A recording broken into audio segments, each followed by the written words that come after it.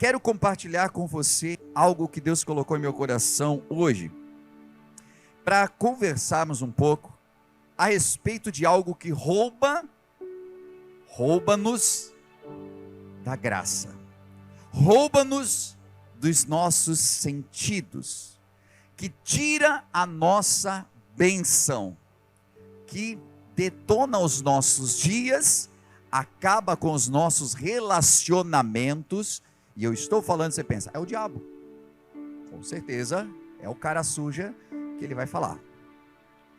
Mas existe algo que muitas vezes não está relacionado diretamente ao diabo. Apesar de que a gente gosta muito de usá-lo para justificar algumas coisas que nós fazemos, ou que nós permitimos. Eu vou falar para você nessa noite sobre algo que você, glória a Deus, não tem e não sofre. Mas é tão importante isso, gente, porque você pode lidar com pessoas que são assim, e então você vai saber como proceder com elas. E eu vou falar nessa noite sobre a ira. E como eu já sabia, ninguém aqui sofre disso. Raiva. Somos novas criaturas. Não sentimos raiva. Nem um pouquinho. Não é assim? O mal da ira. E você percebe o quanto a ira, muitas vezes, ela chega inesperadamente. Nós não partimos de uma facilidade em pensar de que, eu acho que eu vou ficar irado daqui a uns 10 minutos. Não acontece, né? Nós simplesmente iramos.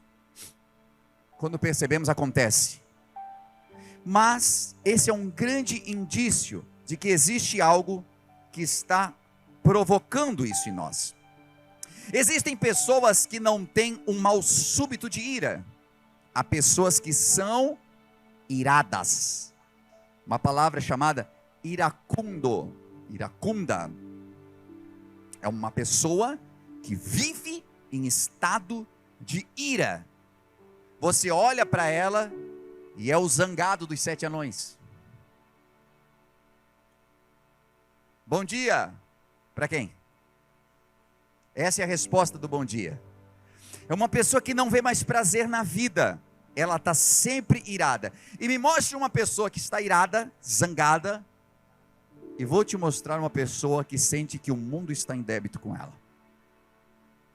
Geralmente uma pessoa que vive irada é uma pessoa que tem um sentimento de que alguém lhe deve algo, que o mundo deve, que os pais devem, que a família deve. Alguém está lhe devendo algo. E quando nós vivemos com base na ira, vivemos sempre com uma ferida aberta.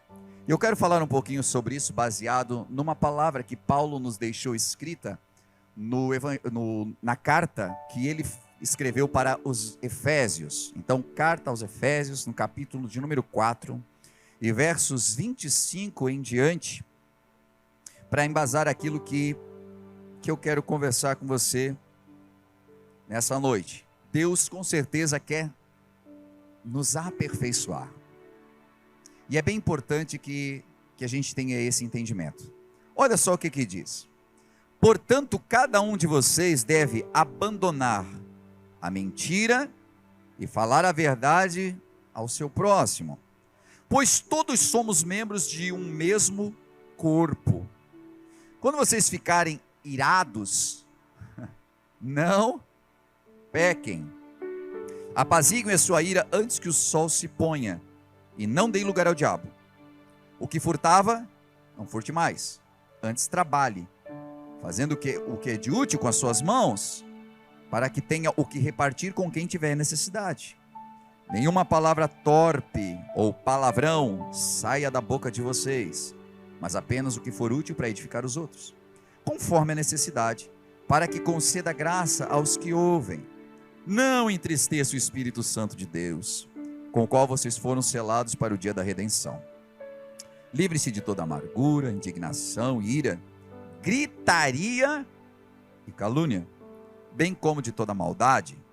Sejam bondosos e compassivos uns com os outros, perdoando-se mutuamente, assim como Deus os perdoou em Cristo. Você pode dizer amém aí? Olha só o verso 27, diz assim: não dê lugar ao diabo. Você percebe que a ira é um facilitador para que o diabo entre. Aí quando ele entra, o que aconteceu quando ele chegou na terra? A Bíblia diz que a terra ficou sem forma e vazia, porque aonde ele chega, é isso que ele faz: caos. Como é que nós abrimos a porta? Através da ira. Obviamente que através da mentira, através de tantas outras coisas que são citadas aqui, mas o assunto em pauta hoje aqui é o quanto a ira tem o poder de fazer isso. Mas eu também acho interessante que Paulo, quando está falando a respeito da ira, ele diz assim, ó: quando você se irar, não peque. Significa dizer que a ira por si mesma, ela não é um pecado, ela é um facilitador do pecado. Porque se você apenas se ira, e isso é uma coisa que talvez nós não tenhamos nem tanto controle assim, porque quando acontece algumas coisas, e eu falei isso em alguns cultos anteriores já, né? Quando alguém te fecha no trânsito, quando alguém toma a tua frente na fila do mercado, ou quando alguém faz alguma coisa que você se sente injustiçado, lembre, você se sente roubado de alguma forma, vem a ira, não vem? Ou você assim, furou a frente, olha que bonitinho. Talvez tenha alguém que faça isso, né? Alguém muito evoluído, inclusive ore por mim no final do culto. Eu gostaria muito. Mas nós não fazemos isso. Significa que a ira vem. Mas a Bíblia vai dizer assim, ó: quando vocês irarem, porque vai ser impossível de você não se irar. Quando a ira acontecer, não peque, porque o que vem em seguida que é o problema. É quando você se ira e diz assim: aquele filho de Belial. Aquele xingamento bem cristão, né? Meu Deus, mas é um cego de Jericó mesmo, que não consegue ver. Sabe? Quando você substitui talvez essas palavras tão bíblicas por outras que são de baixo calão, é esse o problema. O problema é que nós damos vazão à ira quando não nos iramos e começamos a amaldiçoar outros assim, ó: essa pessoa vai pagar, vai vir rastejando aqui, eu vou ter o prazer de ver se quebrando todo. Gente, eu estou falando uma coisa aqui, parece que não, isso não acontece. Mas se você nunca falou isso, você já ouviu alguém falar. Ou talvez você já foi alvo de alguém dizer isso a seu respeito. Porque a ira vem e a pessoa não segura. E quantas vezes o casal que se ama, que frequenta o Four Hands, que já foi no Acampazais, que já fez Casados para Sempre, e que se amam apaixonadamente, no momento da ira, falam tanta coisa que não deve, e às vezes ressuscitam mortos, né? É igualzinho daquela vez que você fez aquilo. Aí a outra pessoa fica assim: a gente já não tinha acertado isso? Combinado a respeito disso, que nós nunca mais falaríamos sobre isso? Mas num jogo de palavras, no meio da ira, as pessoas trazem coisas que não deveriam trazer, falam coisas que não deveriam falar, e depois tentam resolver tudo com umas palavrinhas mágicas, dizendo: estava de cabeça quente, não foi o que eu quis dizer, tu sabes, né, que não era bem aquilo. Ou quando não, vai até o seu cônjuge, dá um tapinha nas costas assim: desculpa aí. Quer pior do que isso? É a pessoa vir fazer um carinhozinho como se nada tivesse acontecido antes.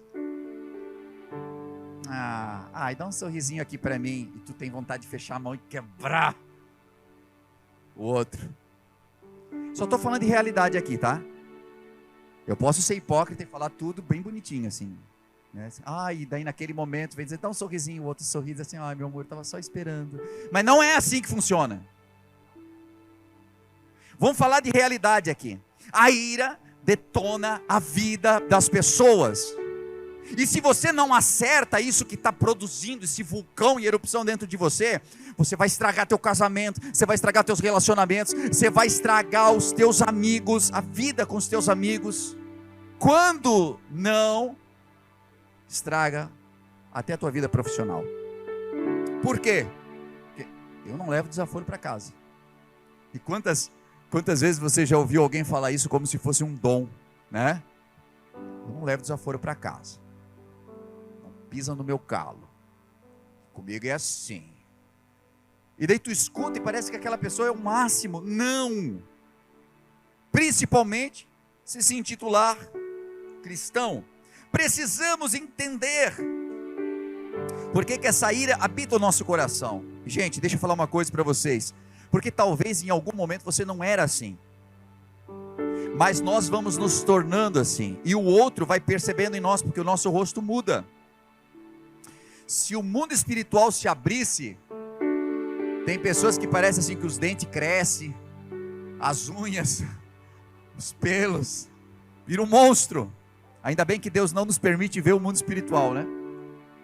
Mas tem pessoas que elas são tão iradas que elas se transformam. Tu olha para o rosto, está diferente. O que está causando isso? Muitas vezes coisas que nós não conseguimos resolver. E nós vamos para casa e alguém que está lá, que talvez nem merece ouvir tudo quanto a gente está pronto para soltar, vai cair na besteira de acionar o botão que ninguém deveria tocar. E isso, eu estou falando aqui de autocontrole, porque o outro muitas vezes está numa boa fé. Você chegou em casa irada. Às vezes o marido nem nota, e isso já deixa mais irado ainda. Mas às vezes nota, e ao invés de ter cuidado, porque isso é um campo minado, assim, o que deu?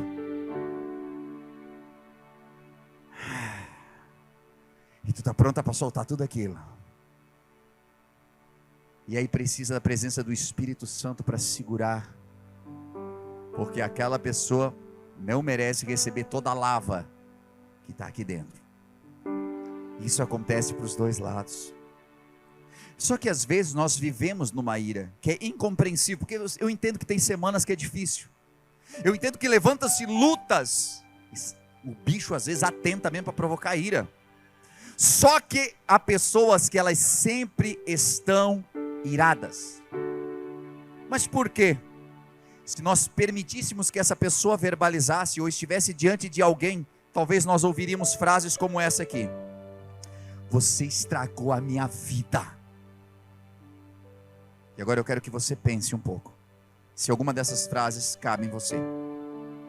Você estragou minha vida, você acabou com a minha reputação, você roubou a minha família, você levou os melhores anos da minha vida, você roubou o meu casamento, você destruiu a minha adolescência, você roubou a minha pureza, você me deve honra, você me deve um aumento, você me devia aquele cargo que você deu para outro, você me devia pelo menos uma oportunidade para tentar, você me deve uma segunda chance, você me deve amor, você me deve carinho. E falar de ira às vezes se torna cômico por todas as coisas que eu falei até esse momento do culto. Mas quando nós paramos para pensar o que leva as pessoas à ira, então nós encontramos pessoas machucadas. Então nós encontramos pessoas que às vezes até soltam sua ira em nós e não paramos para pensar de que essa pessoa tem um sentimento de débito, dívida, alguém lhe deve. E às vezes somos o fruto, ou o alvo dessa ira porque nós estamos devendo e nem sabemos que devemos. Você já imaginou se você pudesse e tivesse capacidade de ouvir tudo quanto seus amigos ou seu cônjuge tem para falar para você sem irar-se? Porque nós talvez não tenhamos a capacidade de ouvir tudo quanto as pessoas precisam falar para nós e vivemos rodeados de pessoas iradas, porque elas não conseguem expressar tudo quanto gostariam de dizer. E eu entendo de que às vezes nós nem temos culpa.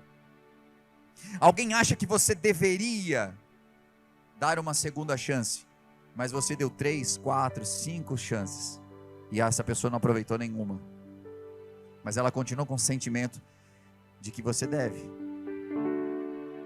E isso fala muito mais de nós que estamos com o sentimento do que do outro, porque na vida algumas vezes alguém vai passar e vai te machucar, alguém vai passar e vai te ferir, vai te roubar, vai levar de você, como foi falado aqui, os melhores anos da sua vida. Você vai acreditar num casamento por anos e anos, e de repente, ele acabou. Foi arrancado de você um amor que você cultivava. E eu sinto muito, muito, porque alguns de nós passam por isso. Mas o que vem depois é a sua decisão. O que vem depois disso é você decidir se você vai viver com ira e com dor, ou se você vai perdoar. E talvez por isso Paulo, escrevendo aos Efésios, disse: perdoe. Não decida viver com ira, não decida viver com gritaria, não decida viver com calúnia, porque a ira toma tanto as pessoas e mexe tanto com a cabeça que começam a caluniar o outro e dizer que fez coisas que o outro não fez. E aí, pode ser que até erraram contigo, mas a partir da ira você parte a errar com o outro. Você passa a errar com o outro. E daí você ouviu uma coisinha assim, você aumenta desse tamanho, porque a ira tem o poder de aumentar as coisas. E alguém falou quase nada de fulano, e você vai lá e potencializa com a tua ira e torna-se uma calúnia. E eu estou falando isso porque eu entendo que nesse tempo Deus quer fazer algo tremendo na nossa vida. Deus tem colocado palavras maravilhosas nos nossos corações. A cada quarta-feira nós temos aprendido coisas maravilhosas. Mas sabe, nós perdemos tudo, quando em um ato de ira, nós conseguimos derramar tudo por terra. Quando poderíamos dizer simplesmente ao outro: por quê? E nós enfrentamos, empolamos o peito e batemos de frente. Não se consegue falar uma palavra: amor, calma, vamos conversar. Sai coisa do tipo: então você quer falar. E essa atitude não resolve nada, porque essa atitude é de alguém irado, é de alguém que talvez nunca conseguiu perdoar. E é interessante porque quando as pessoas estão separadas, elas vêm umas às outras e dizem: vamos recomeçar, vamos colocar uma pedra sobre o que passou, e vamos começar do zero daqui para frente. Mas de verdade nunca perdoou, só quer a presença do outro. E a cada momento, quando acontece alguma coisa, algum problema, junta tudo lá de trás e derrama sobre o outro. Ira. E se você está movido pela ira, você não vai avançar, você não vai conseguir vencer, você não vai alcançar aquilo que Deus tem para você de verdade. É por isso que lá em Efésios 4:31 diz: livrem-se de toda amargura, porque é isso que a ira causa no coração. Indignação. A indignação vem quando a gente diz assim: mas pastor, pode um negócio desse? É injusto. E eu nem estou dizendo que seja justo ou injusto, mas a Bíblia diz: livre-se da indignação, e ira, e gritaria, e calúnia, bem como de toda maldade, porque essa amargura, essa ira traz tudo, mas até um monte de companheiro. Começou com uma ira que pegou um sentimento de injustiça, misturou-se com amargura, tornou-se indignação. Não, Não, não pode. Não pode. E a gente não consegue ficar só para a gente. Aí a gente traz um pouquinho da amargura para o outro, porque lá em Hebreus diz que quando brota uma de amargura, contamina quem está ao redor. Aí o outro nem pensava daquele jeito, mas a gente contamina e vai contaminando. E a ira vai pegando.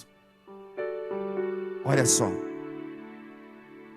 Hoje, nós temos uma possibilidade aqui, nesses poucos minutos que nós temos, de parar de segurar toda a dor que nós seguramos, vinda, oriunda dessa ira. E embora seja verdade que a gente não pode desfazer tudo aquilo que já foi feito, né? Também é verdade que a gente não precisa deixar com que o passado controle o nosso futuro.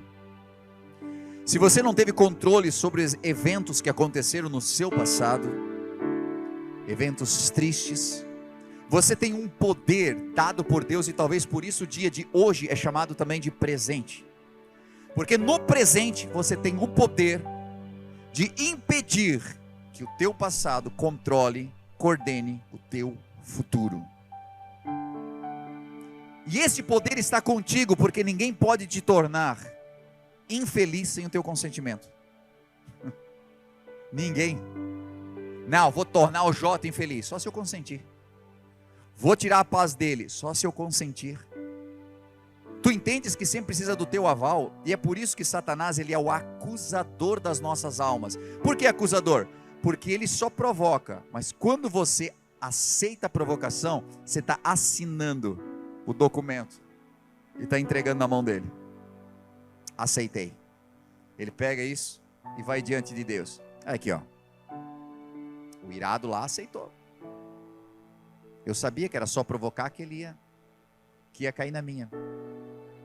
A ira tem roubado as nossas bênçãos. A ira tem impedido a gente de avançar. A ira tem impedido os casamentos de serem felizes. A ira tem impedido os relacionamentos entre amigos de progredirem cada vez mais. Tem impedido você de progredir na sua empresa. Tem impedido você de alcançar. Porque quando você lida com injustiça, e deixa eu dizer uma coisa para você, nós só viveremos num mundo de justiça depois do retorno de Cristo.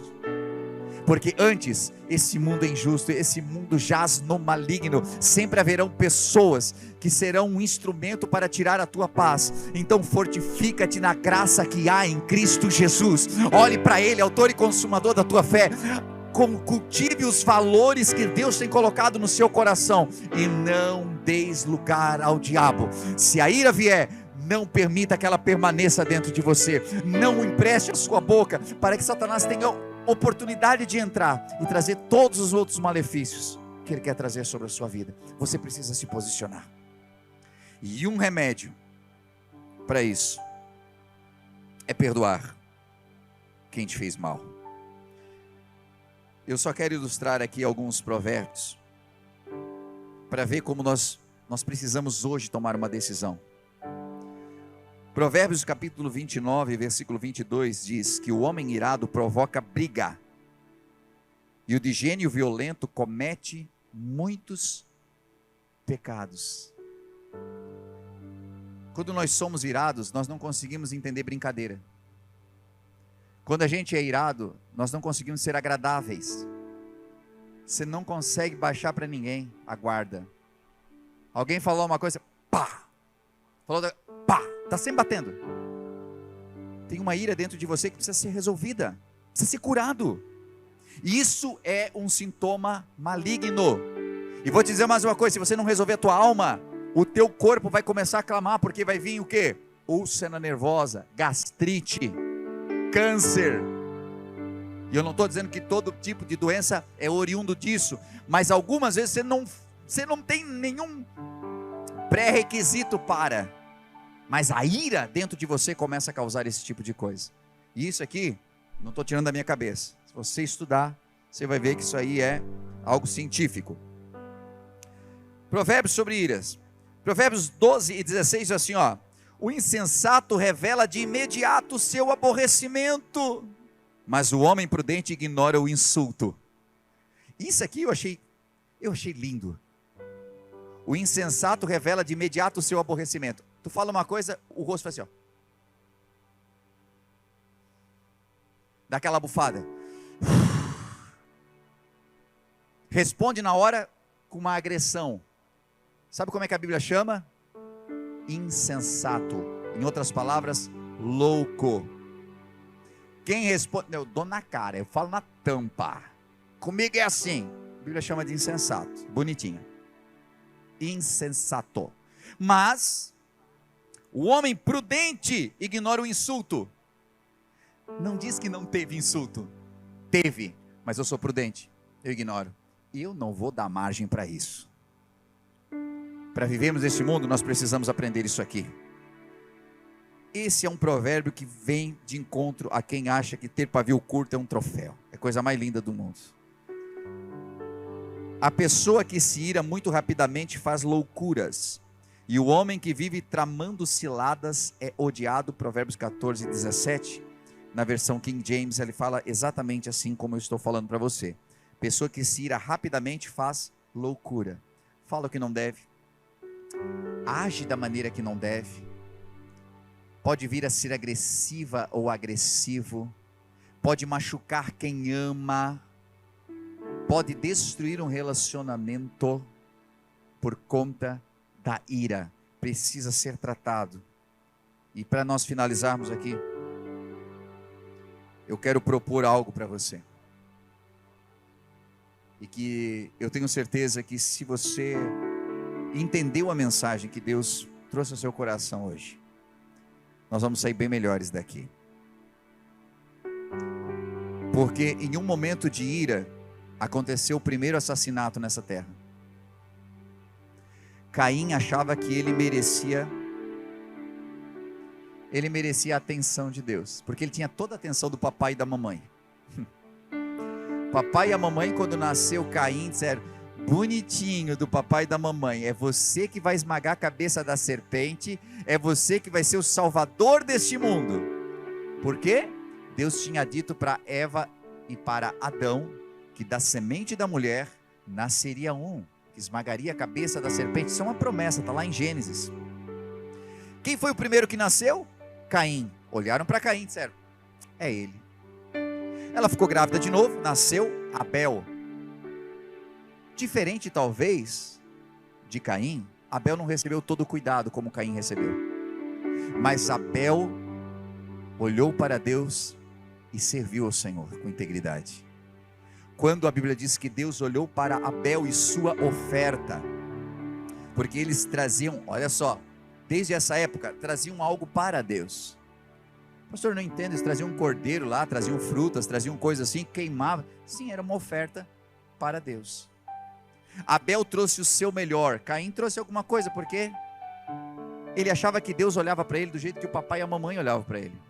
E tem um monte de gente mimada que não aprendeu a lidar com a vida, e que não leva desaforo para casa, porque nunca aprendeu do papai e da mamãe o que é disciplina.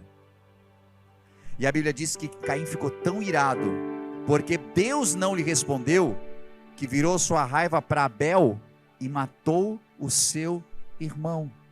Quando você não resolve a ira que está dentro do seu coração, você mata as pessoas da sua família. Você mata seus irmãos, você mata sua esposa, você mata seus filhos, você mata seu marido. Porque desde o princípio é assim que Satanás trabalha. Se você não se resolve, e se você não cuida da ira que pode brotar, vai cair sobre quem não merece.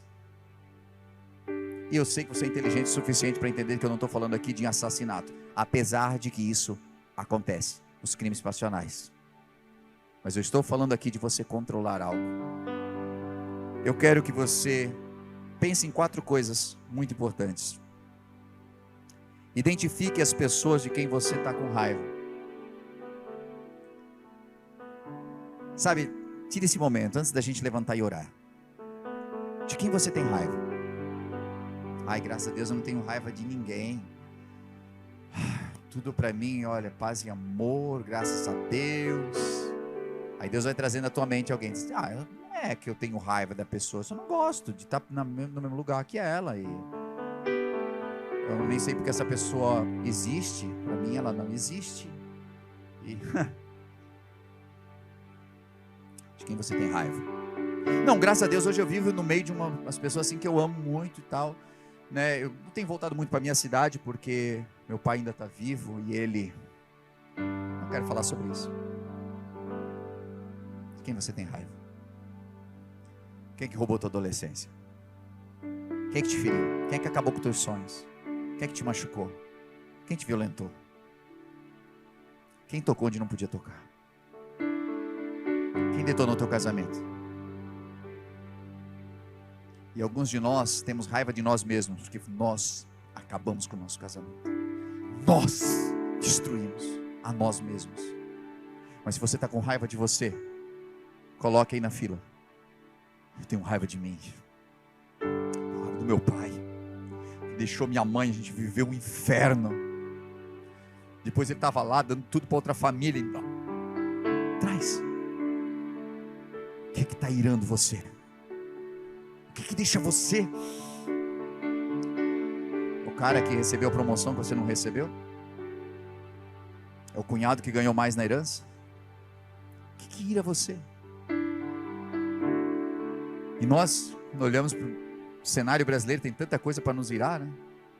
Mas o que nos dá raiva? Identifique aí. Determine o que essa pessoa deve para você. O que ela deve? Porque a raiva não vem de graça. O que ela tirou de você? O que ela machucou você? O que ela enganou você? O que essa pessoa fez para você? Agora, eu quero pedir que você possa, com essas duas coisas em mente, pensar em quem fez e pensar no que fez. Você se coloque de pé comigo, por gentileza.